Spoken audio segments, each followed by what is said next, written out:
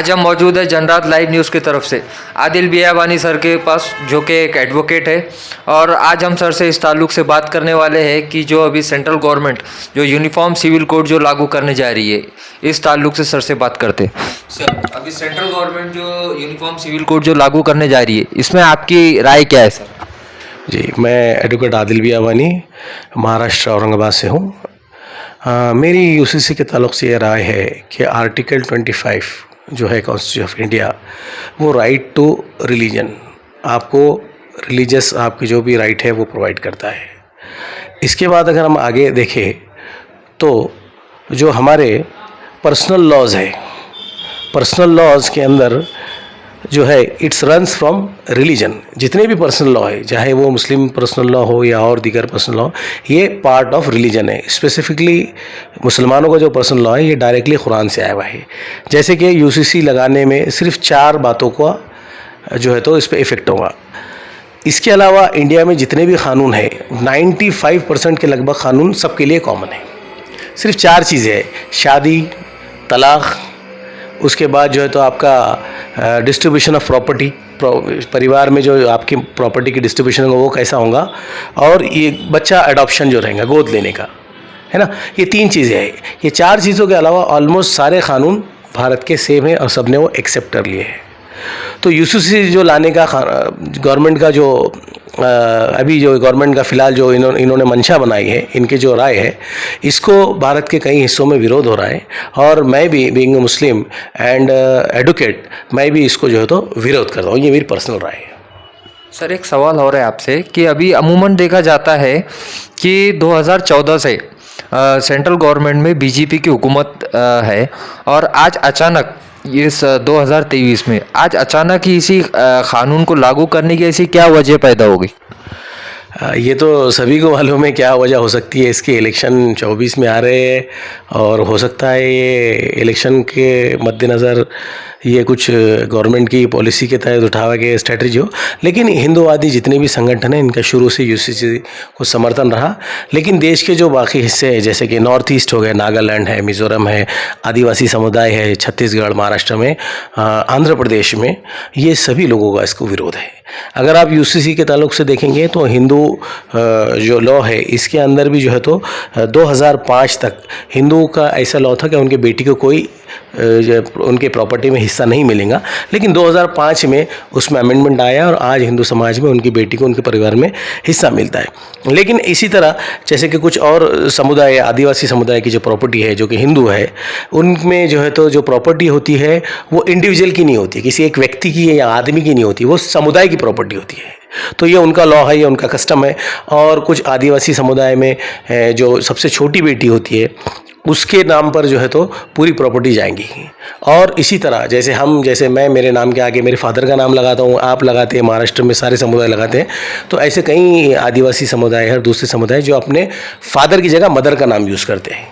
तो ये यूसीसी आने से क्या इसमें भी फ़र्क पड़ेगा और इसमें क्या चेंजेस आएंगे और वो लोग क्या इसको एक्सेप्ट करेंगे? तो ये भारत हमारा एक देश है जिसमें अलग अलग समुदाय है, अलग अलग लोग हैं, अलग अलग विचारधारा है। लॉ जो बनता है वो रिलीजन, कस्टम, ट्रेडिशन, रिलीजन यानी धर्म से बनता है।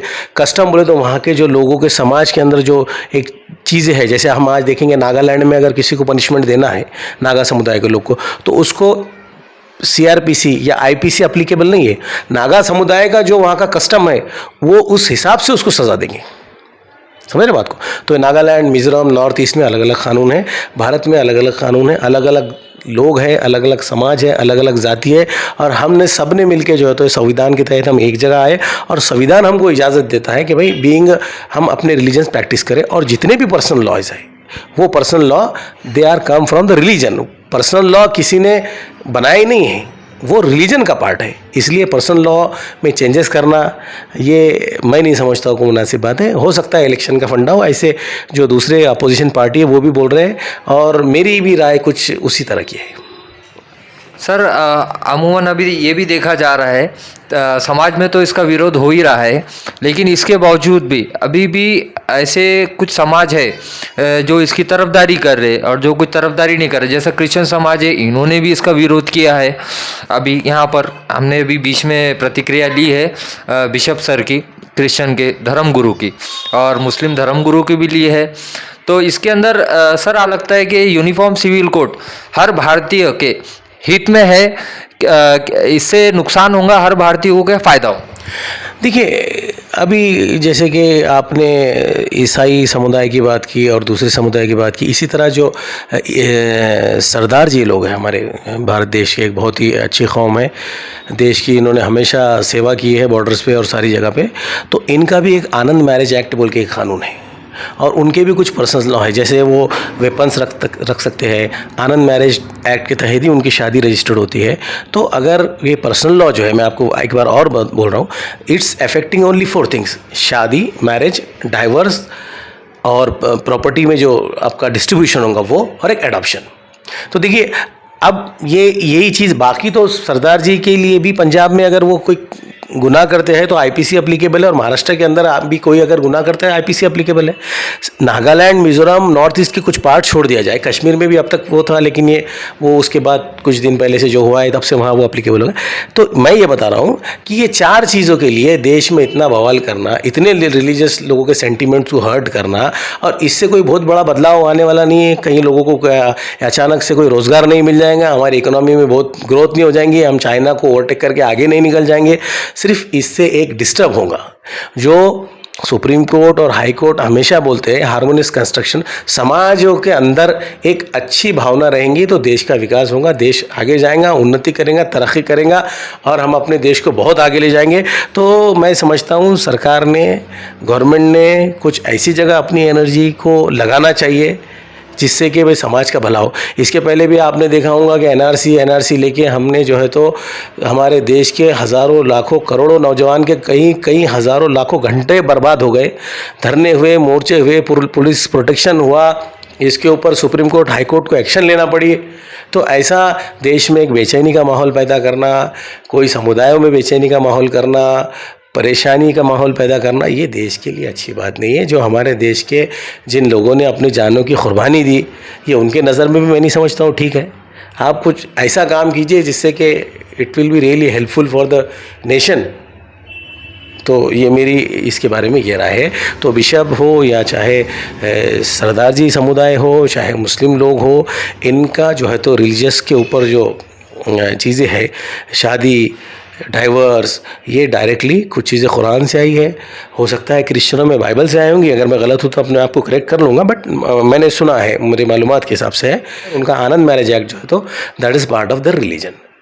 तो ये रिलीजन का पार्ट है, इसलिए इसको आर्टिकल 25 के तहत नहीं छेड़ना चाहिए। और personal law come from the religion और दे रन फ्रॉम रिलीजन, इसलिए जो है तो पर्सनल लॉ के यूसीसी की भारत देश को मैं नहीं समझता हूँ कोई ज़रूरत है, और इससे कोई बहुत ज़्यादा फ़ायदा होने वाला है।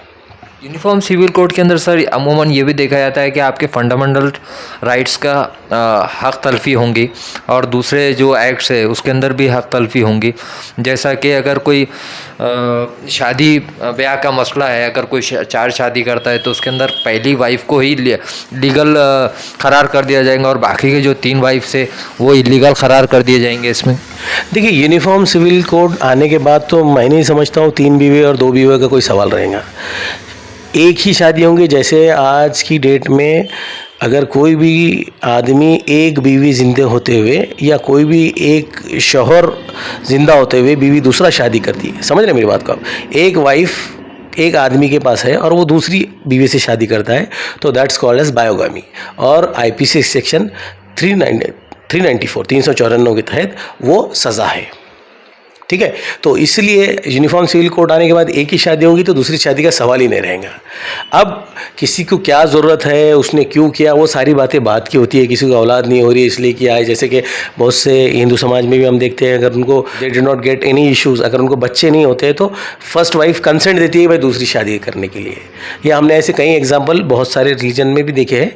तो सिर्फ ये एक मुस्लिम समाज में हो रहा और मुस्लिम इसका फ़ायदा उठा रहे, उनकी पॉपुलेशन बढ़ रही, ऐसा मिसगाइड करके एक रॉन्ग मैसेज फैला कर कुछ हमारे समाज के जो कम पढ़े लिखे लोग हैं या कम मालूमात वाले लोग हैं, उनको भी जो है तो ऐसा भड़का कर ऐसा करना, ये मैं नहीं समझता हूँ ठीक है। अगर लोग इसकी स्टडी करेंगे, चाहे वो कोई भी समाज का हो, तो वो खुद इसके सही कंक्लूजन पे पहुँचेंगे और वो खुद जज करेंगे यूनिफॉर्म सिविल कोड सही है गलत है। एक आखिरी सवाल सर आपसे, आदिल सर, अभी आप आपकी तरफ से तमाम भारतवासियों को क्या संदेश देना चाहते हो यहाँ से? मैं यही संदेश देना चाहता हूँ कि भाई हमारी सरकार ऐसी हम उनको ऐसा मैसेज दे या हम सरकार खुद हमारी ऐसा काम करें जिससे कि कुछ लोगों का भलाई हो, शिक्षा के मामले में, रोज़गार के मामले में, देश के अच्छाई के लिए, उन्नति के लिए, प्रगति के लिए हो। ऐसे कानून जैसे हमने एनआरसी के ऊपर भी हमने बहुत माथापच्ची की है और जिससे बहुत बेचैनी हो गया था और नेशनली इंटरनेशनली भी इसके बहुत सारे रिपेरिएशन आए हैं। तो ऐसा कुछ ना करे जिससे कि हमारे देश का सम्मान कम हो या कुछ गलत मैसेज जाए। हम ऐसे कुछ काम करें जिससे हमारे देश में आपस में भाईचारा बढ़े, देश का नाम हो, शांति हो, उन्नति हो, प्रगति हो और सब लोग अपने अपने रिलीजन की प्रैक्टिस करें। तो मेरा यही है संदेश, मेरा यही मशवरा है, मेरी यही राय है कि यूनिफॉर्म सिविल कोड मैं नहीं समझता हूँ ये ज़रूरी है, क्योंकि जो रिलीजन, जो personal law directly run from religion हो रहे हैं, ये उनके सेंटिमेंट्स को हर्ट करने वाली चीज़ है। तो आज आपने देखा, हमने आदिल बियाबानी सर जो कि एडवोकेट है, इनसे से बात की है और इन्होंने अपनी पर्सनल राय यही रखी है। सेंट्रल गवर्नमेंट को इन्होंने इतनी राय मशवरा दी है और आम भारतीयों को भी, जो भी सभी समाज से बिलोंग करते हैं, सबको इन्होंने यहीं से इतना ही संदेश दिया है कि ये सब मिलके इस यूनिफॉर्म सिविल कोड कानून का विरोध करें। बस आज के लिए इतना ही। आप देखते रहिए जनरात लाइव न्यूज़ खान राफे मोहम्मद के साथ।